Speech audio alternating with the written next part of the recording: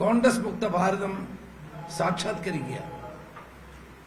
അതിനു വേണ്ടിയിട്ട് കേരള മുഖ്യമന്ത്രി പിണറായി വിജയനുമായി രാഷ്ട്രീയ സഖ്യത്തിലാണ്, അലിഖിത രാഷ്ട്രീയ സഖ്യത്തിലാണ് ഇവർ തമ്മിൽ ഏർപ്പെട്ടിരിക്കുന്നത്.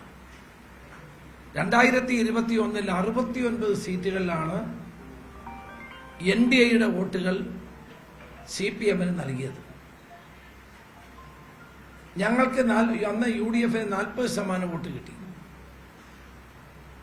ആ സമയത്ത് പാർലമെന്റ് തെരഞ്ഞെടുപ്പിൽ NDAക്ക് 14% വോട്ടായിരുന്നു. അത് 10 കുറഞ്ഞു.